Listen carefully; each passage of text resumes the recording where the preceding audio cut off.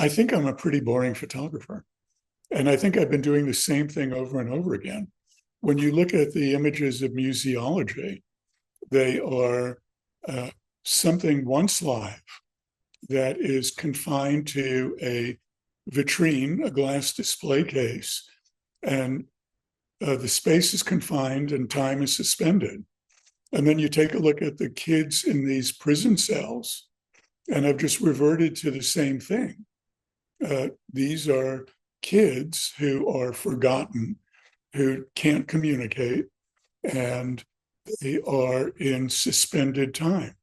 You take the most formative years of their lives as teenagers and you isolate them, and maybe you have a little food trap that you can look in on them and see that they're not uh, abusing themselves or whatever is in the facility. But it's pretty much the same thing 50 years later.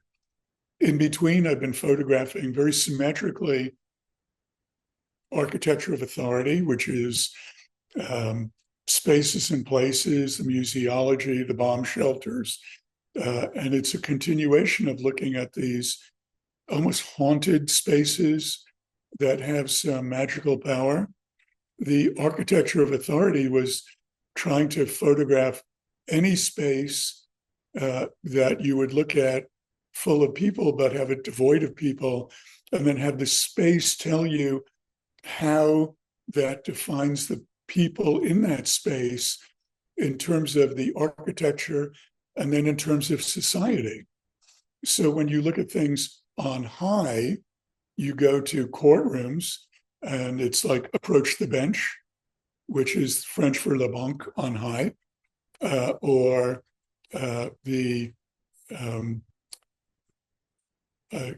Islamic worship, where the Musayyim is up on high calling to prayer, a church where there's a priest, a classroom where there's a podium where 100 kids in the room cede authority to the person behind the podium.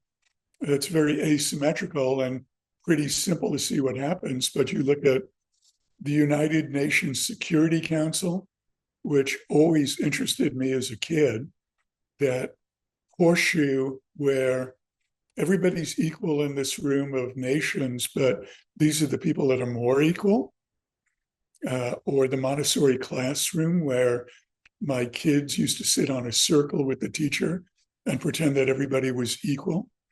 There was no power on the circle.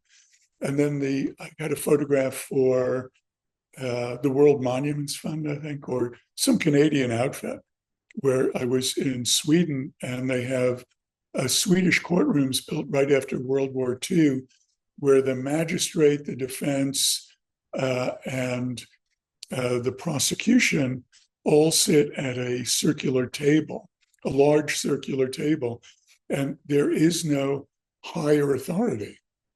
And I always thought when I'm dealing with a family and juvenile court, what they're really lacking is a 1940s Formica kitchen table with beat up chairs around it where people would sit and say, "What are you doing?" And a grandmother would say, "You don't do that shit because it's hurting me and it's hurting everybody around you." And the judge would say, "That's right, you don't do that shit."